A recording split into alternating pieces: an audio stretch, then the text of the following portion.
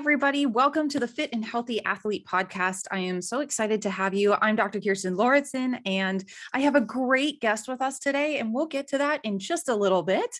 But I do also have an announcement, a couple of things. Number one, we have a new guide that I created that is all about helping you to master some of the things that we've talked about a lot on this podcast. If you're new, we talk about five in particular things that steps that you can do to help with recovery, to help with performance, getting to what I call getting to the finish line strong, which if you're not in triathlon or marathon, that's okay. It does, in some ways, it is geared a little bit towards the endurance athlete. But if you are in any sport, there are many different aspects of this guide that are very, very helpful for athletes. So we talk about inflammation, we talk about GI health, we talk about nutrient deficiencies, we talk about recovery and sleep, we talk about fueling and hydration in there as well. So there's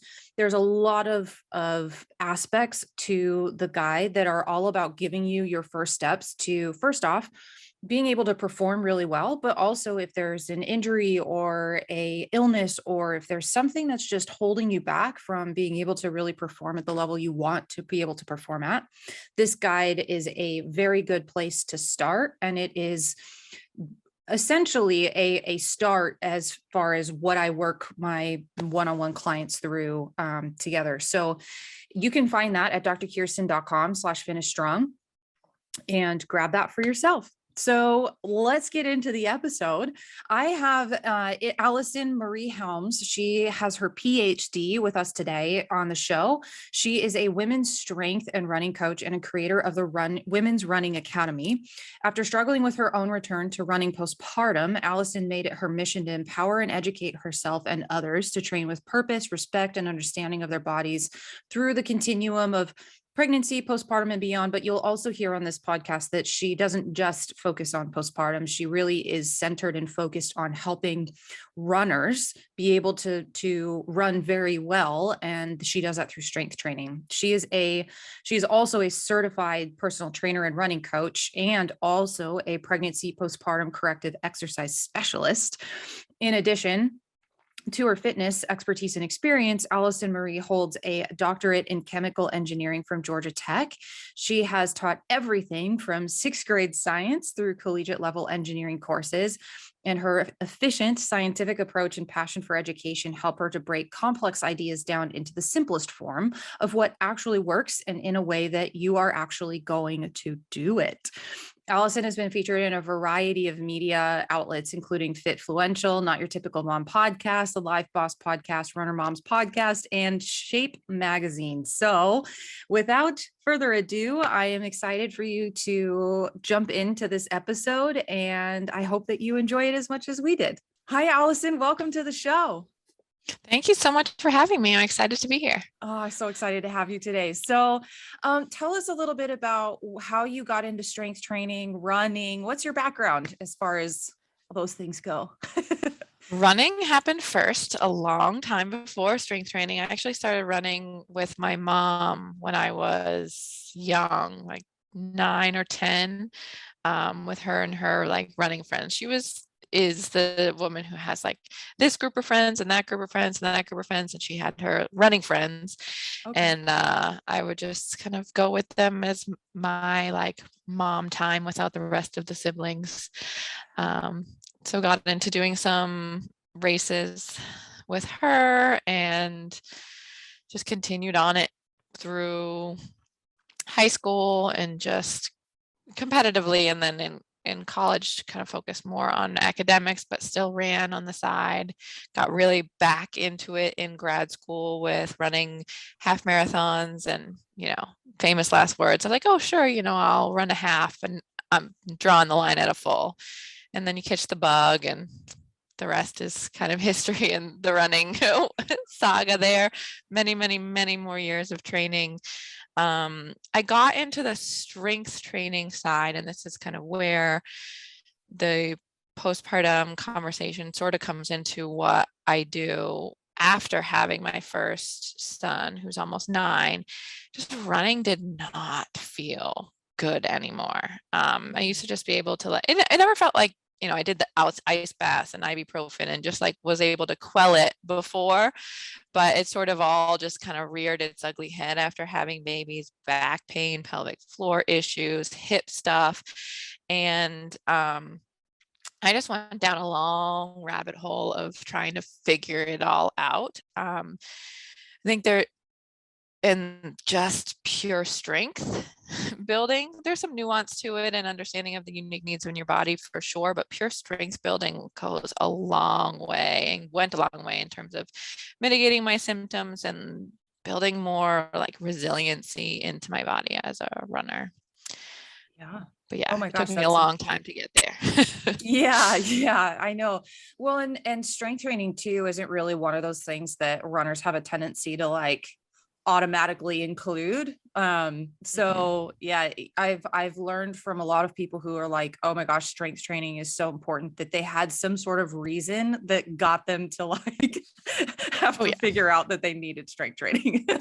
Yeah, and I sort of look at it as, and I talk about this again in the postpartum world more, just because it comes up a lot. Like it reveals the invisible ink that's already there. There's little inefficiency that our bodies have, that may be a stressor. That stressor can be excessive training or building up your volume too fast or something like that. Or that stressor can be something like pregnancy, that's reveals that ink. And then when we take the time to work on the foundations to improve those symptoms, it actually can make us better athletes overall. It just, we wouldn't necessarily have taken that time unless we need to, because we just Yeah. want to run, right?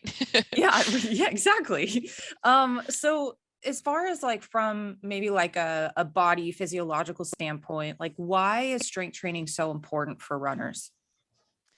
um, so to me, strength is resiliency. Strength is stability. Strength is power. It's all the things that you like need to get through your stride. And if we think about the biomechanical forces on your body with running, they're huge. And yes, we can build some strength through running. The cardiovascular gains tend to happen faster than our like muscular fitness gains. And oftentimes runners get into trouble there by like, feeling good and we're training cardiovascularly, and then we push past where our body is like physically ready to go. So like just at its simplest form, strength training can help um, capitalize on those cardiovascular gains faster, like help that lagging end of the system build up so that you can get more out of all of the gains you're making with your running programming, like progressing your mileage there. We can kind of like push it along with the strength Totally. training. Totally. On the flip side or note of that, one of the things that I learned through triathlon was that um when I was spending a lot of time on the bike, my running improved. And I was Mm-hmm. also doing strength training, of course, on top of that. But that Yeah. was one thing that I started learning, like, oh, more running doesn't always mean Yes, that is better so true. running. Yeah.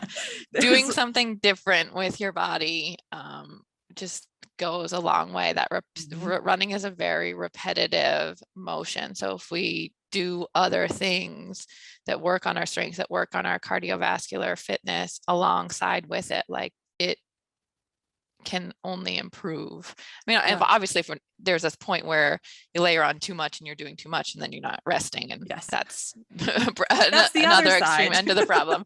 But yeah, Yeah. I've heard that so many times.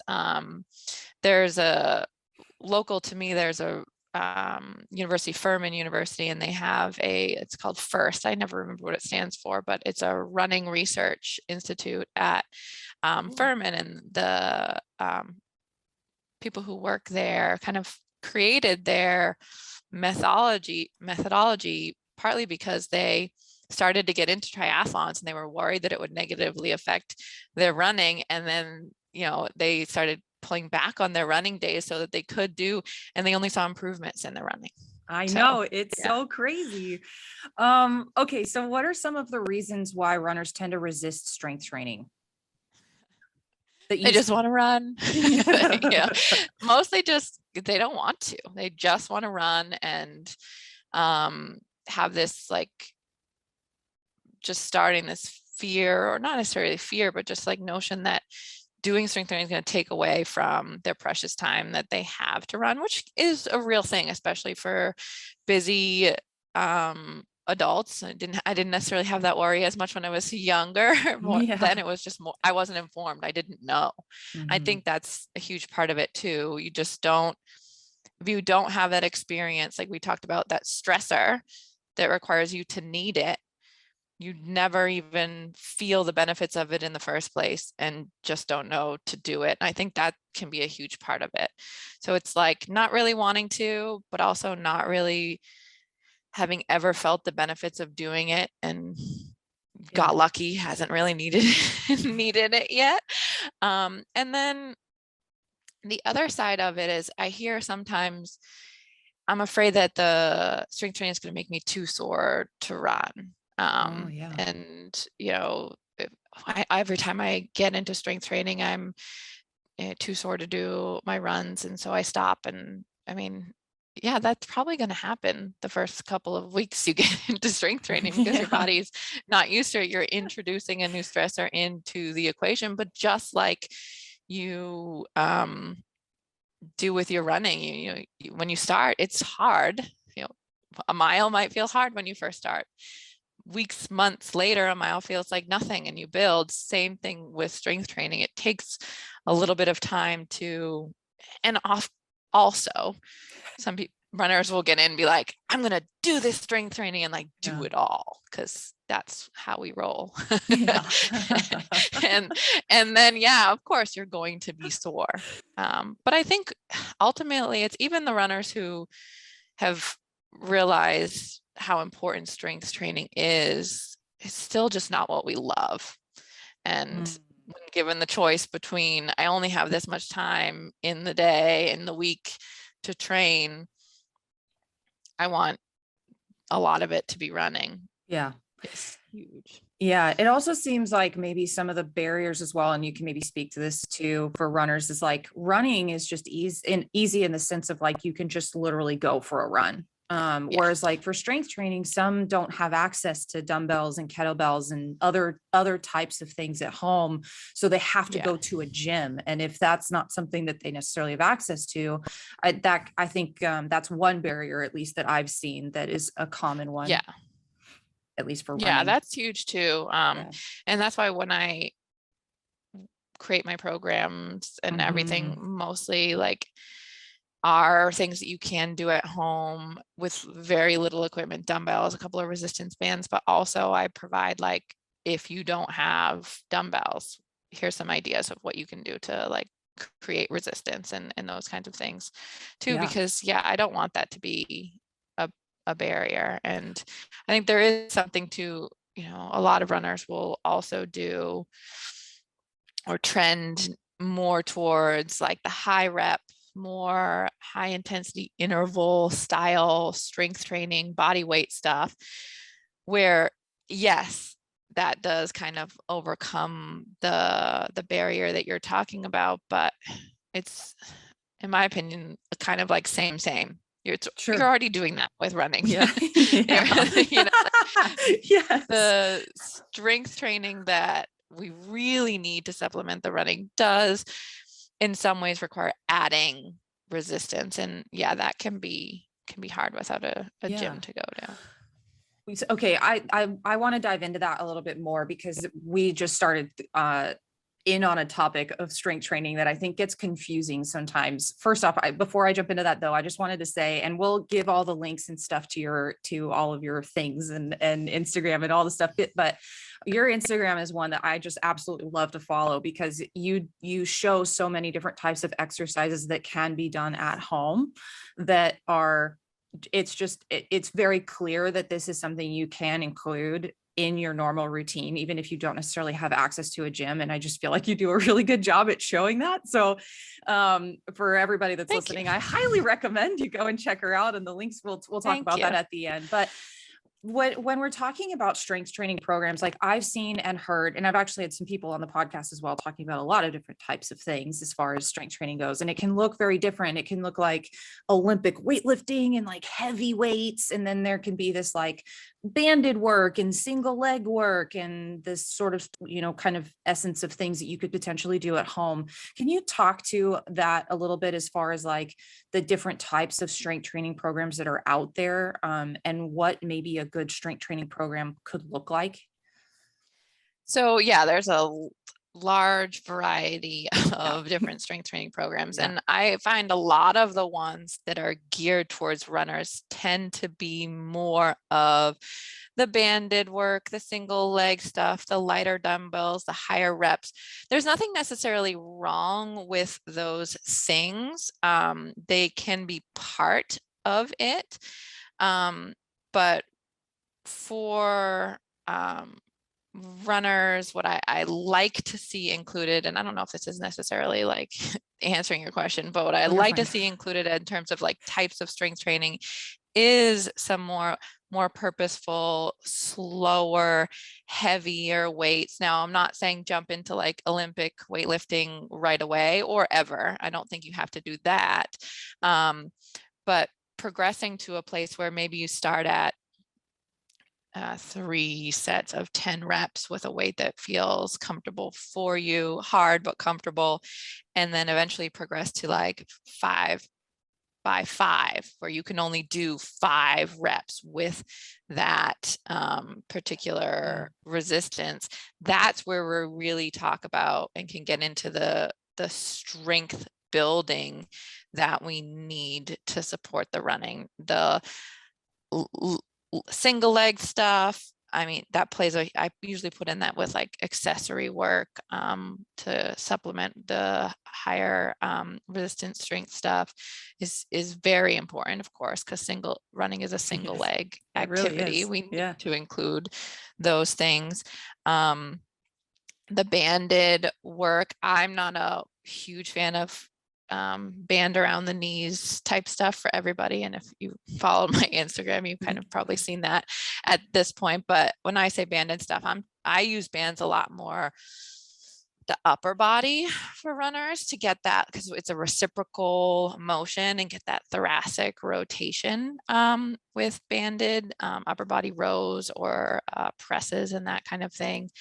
I guess there's a lot of things that can be included. The important thing to know, there's not like one that is the best. Like Olympic weightlifting may be fine for some runners.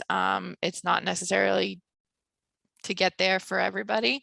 But not being afraid to like do some real strength training with like heavier weights that feel hard to lift. I think that's the huge part of it. And then also plyometric work. That I will kind of lump in with the strength training stuff. Can you just expand on plyometric work really quickly? Sure. So, I mean, when we normally think of, I mean, I don't actually know what everybody normally thinks of when plyometric work. Exactly. Think of things like with like box jumps and that kind of thing, but also like things that I was very afraid to do for a long time. They did not feel good in my body. The idea of like jumping up onto a box was something that scared me, which is crazy because I would do trail running and jump and run all the time. But just doing it in this other setting felt really uncomfortable. It's about training, if we kind of pull it back, it's about training your body to absorb and produce force. So there's 2 kind of sides to plyometric work that I look at now. Training your body to land effectively and distribute that force evenly throughout the body, like jumping off a box.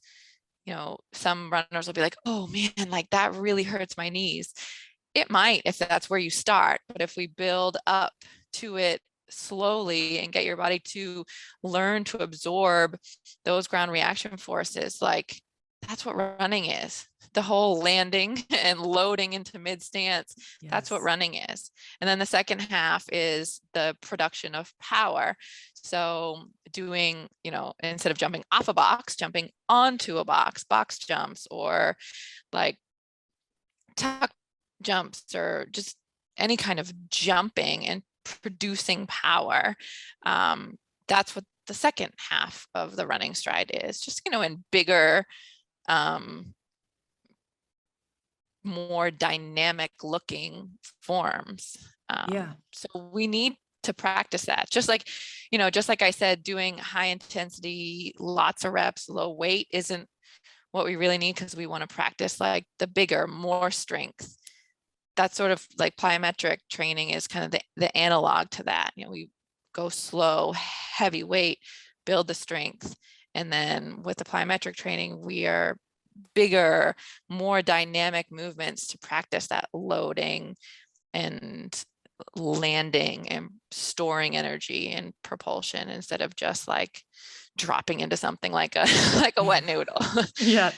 Well, okay. There's, thank you for kind of expanding on that a bit, because I do find that, um, it's common to see, as you mentioned, like the high rep kind of, type of strength training is part of like what we would consider a strength training program for runners, but it's really getting into that resistance and building that strength and that force that is what translates into you getting to like the end of a 26-mile marathon, and not, this is another great post of yours, but not having to walk down the stairs backwards, which like I know is such a like thing. Cause anytime I finished like big races, especially when I wasn't doing as much CrossFit as I was the first time when I did a first half marathon and then a half marathon, I really noticed at the end that like my joints hurt.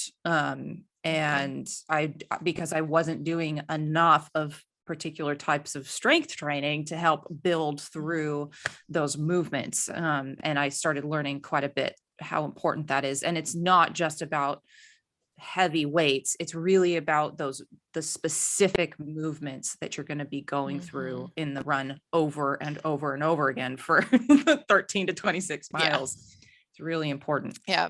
Building strength in the specific movement patterns that are related to the demands of running, which is, I mean, very much like a traditional like strength training programming plan, like our squats and our hinge patterns and our split squats, things that are pretty standard in a lot of strength training programs. But just taking the time to feel the movements instead of just go through the motions is the biggest difference, I think, from some strength training for runners. Just do the thing really fast versus like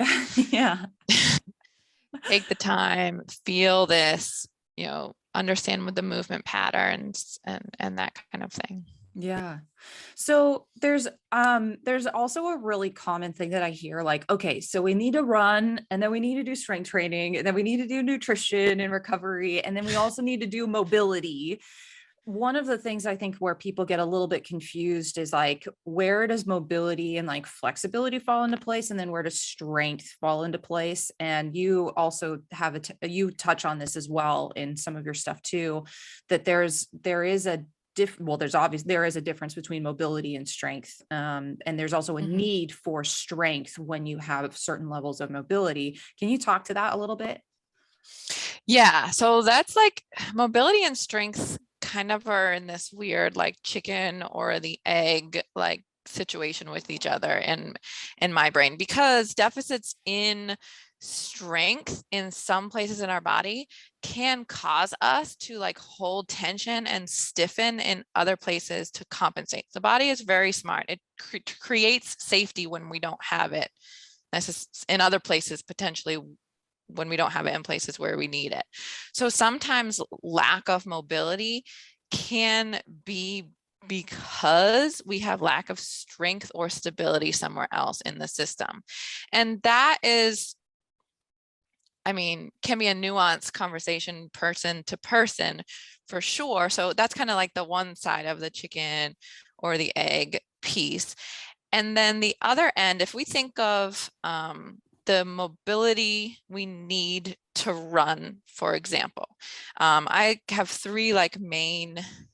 four main checkpoints that I look at. One, we need to be able to dorsiflex at the ankle so that we can move across from, mid stance into toe off. We need to be able to dorsiflex at the big toe so that we can get into the full expression of toe off and get an efficient toe off.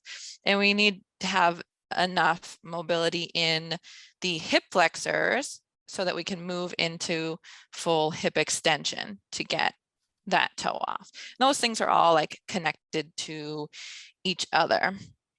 The fourth one is more like rib mobility so that we can rotate. That one's kind of like on its side. So let's just kind of talk about those three for a second. Yeah. If we have enough of those, enough ankle dorsiflexion, enough big toe dorsiflexion, enough hip flexor range of motion, we don't necessarily need to stretch anymore, gain more mobility to be able to perform the task of running. And then potentially, if we stretch, if we go towards the end of trying to create more mobility, we need to layer on strength on top of that so that we can handle it. So with my more like bendy people who have a lot more mobility, their problem is handling it. Their body can't handle the ranges that we own, that they have. They don't own it. So there's like the two extremes. So we do want like a balance. We need enough mobility. And, when we have enough, just focusing on strength training from in good full range of motion with good mechanics, that's all we really need.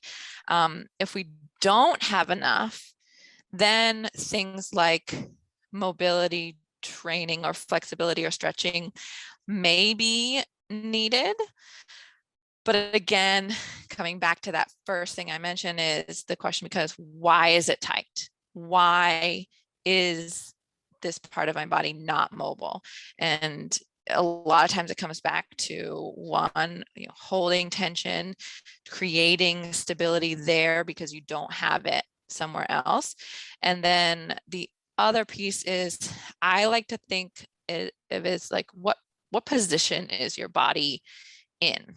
So if we just think of someone who has like a really big like arch in their low back and their pelvis is sort of like dumping forward, well, their hamstrings are going to feel tight and immobile because they're already stretched out like crazy. Their hip flexors are going to feel overworked and tight because they're constantly in this shortened, tensioned position.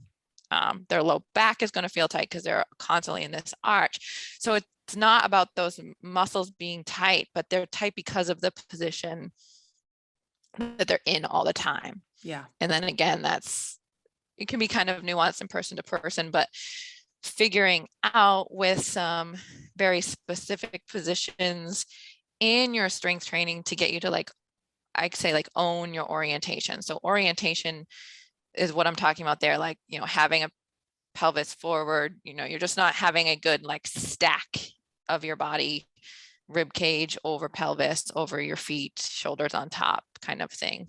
Yeah. Kind of wonky somewhere in the posture. Yeah. And that will just affect your mobility overall, but just pure stretching or mobility training is never going to like solve that. It needs to go like a layer deeper.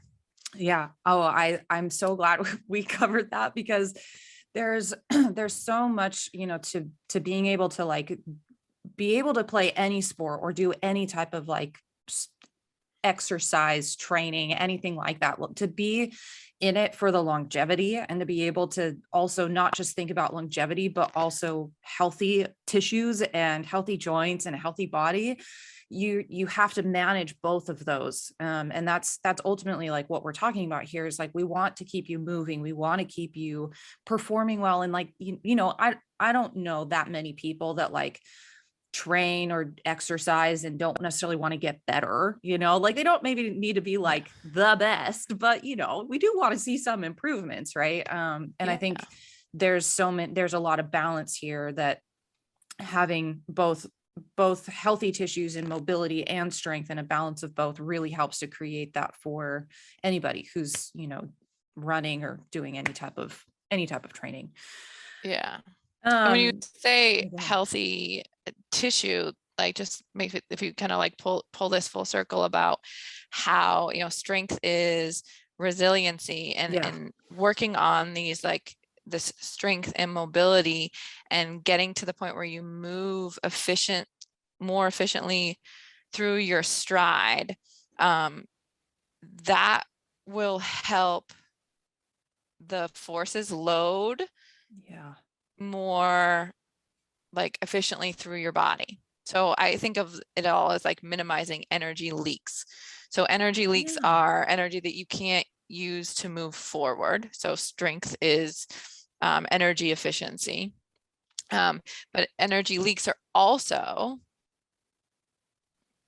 if it's leaking somewhere in the chain, that means it's getting distributed into your joints inefficiently somewhere in the chain. And that's where we have like the aches and the pains and yeah, all those things creep up. And then with repetitive wear and tear, then we can do some more long-term damage. yeah. Oh, I love that. I love that picture, that analogy of like that you can literally have energy leaks. And Mm-hmm. so much of what we do too is about building resiliency, but also efficiency.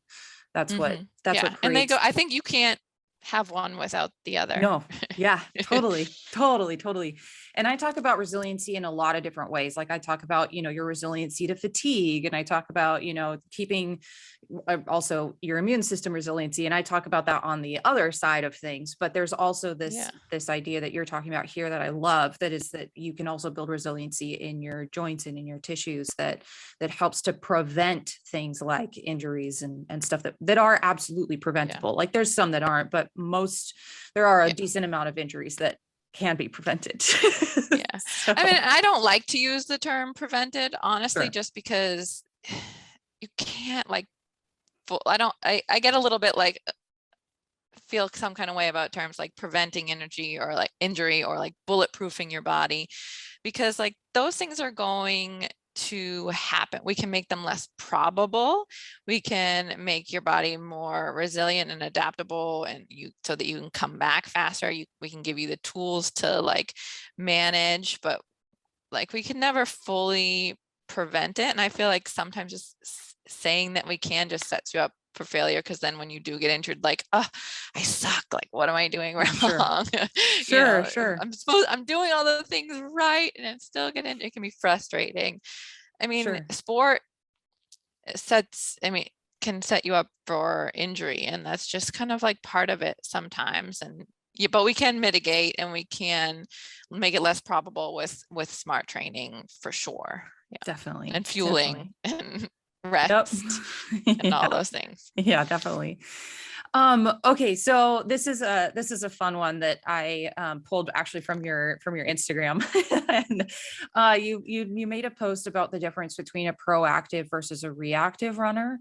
Can you explain the difference between the two? Because I feel like that's such a great example of really what we're talking about in some ways in Yeah, this episode. that's exactly what I was really just talking about with that. Yeah. It's like a reactive runner will take every setback really to heart and take it personally, and feel like there's something wrong, and or this plan is not working, or just like throw everything away, Yeah. because it didn't work, and we'll start over, and or maybe I'm not meant to do this, or I'm just slow, or my body isn't meant for running, and all that kind of things, and send you down that spiral. Versus a like proactive runner will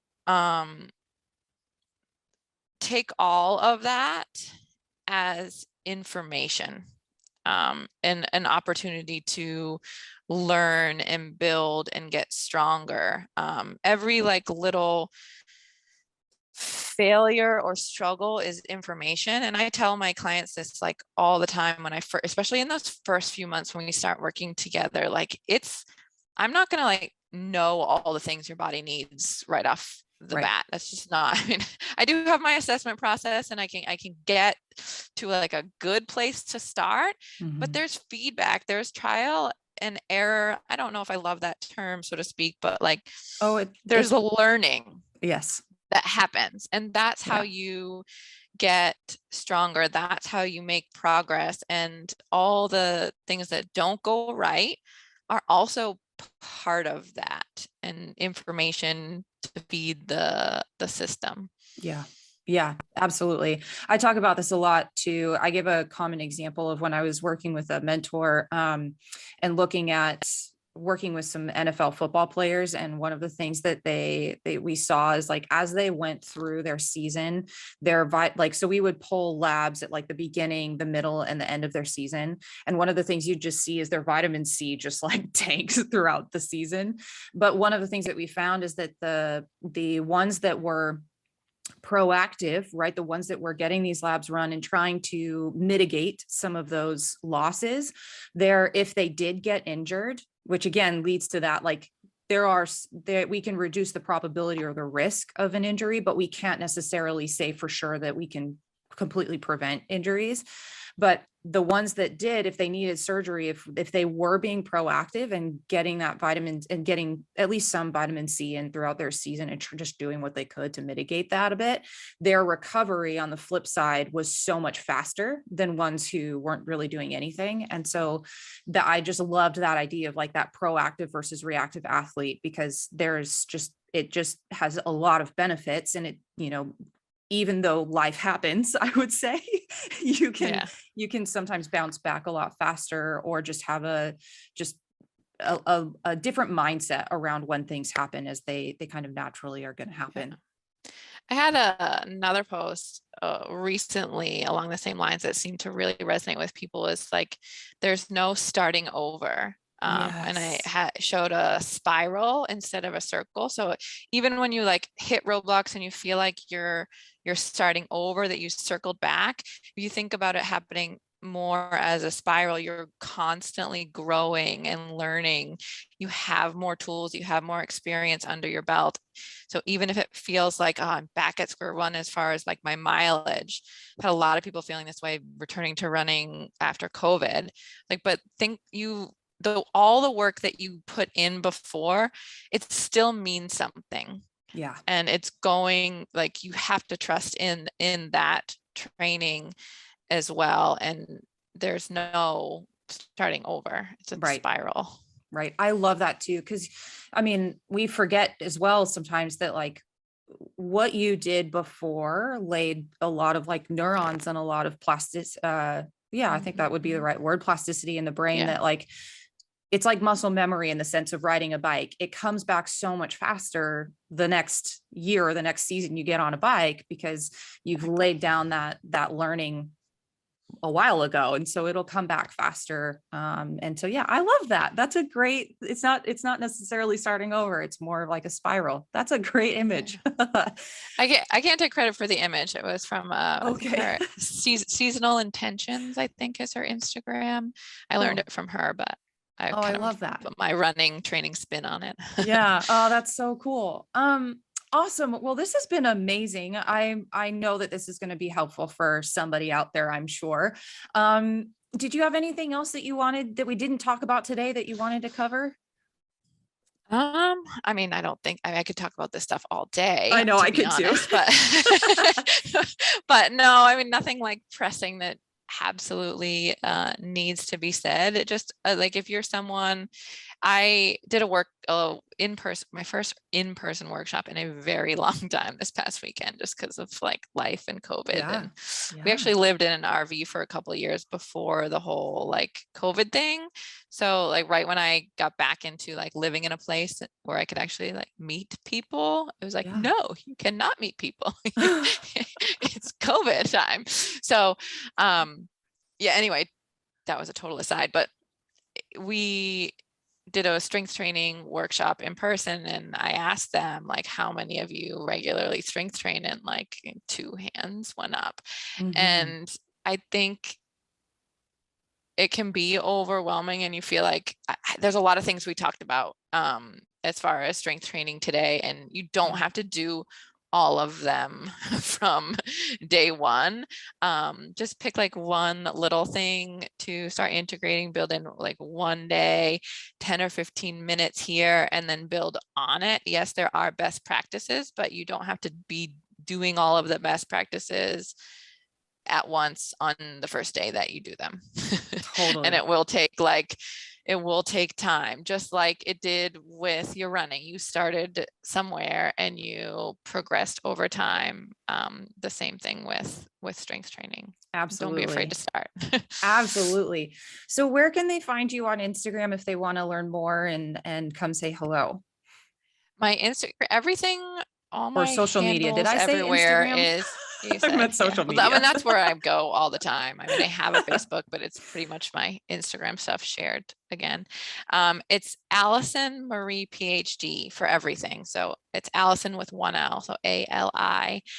Um, Cool. that's my Instagram handle. That's on Facebook. That's my website. You can find me in all those places. And I will put the links below. Also, though, too, is there your Run Strong programs are great, and I've actually checked out at least one of them so far. Yeah. If is there is there a if they are interested, do you have like an email list, or do you have like a freebie or anything for people that you want to share? So I have a few resources on, everything's usually in my Instagram links. That's the easiest place to like Right. find everything that I'm currently offering. The Instagram link will have everything there. In terms of free resources, it's actually coming out next week. So I think by the Perfect. time I'm Yes, it'll be out. re-releasing it next week, so by the time this airs, I have a 7-day glute accelerator strength training course. It's just like one exercise a day just to get a taste of it. And it will, circling back to the fact that I don't like everything with bands around the knees and strengthening, that will kind of give you the clues into why and how we can really more functionally strength train the glutes. And that's Love it. free. And then that will sort of give you a taste and introduce you to some of the other things that I offer. Amazing. Okay, well, I will make sure to link that. Thank you so much for being here. This was so great. I No, really appreciate thank you it. for having me. Okay, everybody. So have a great rest of your day, and we will see you next week with another episode. Take care.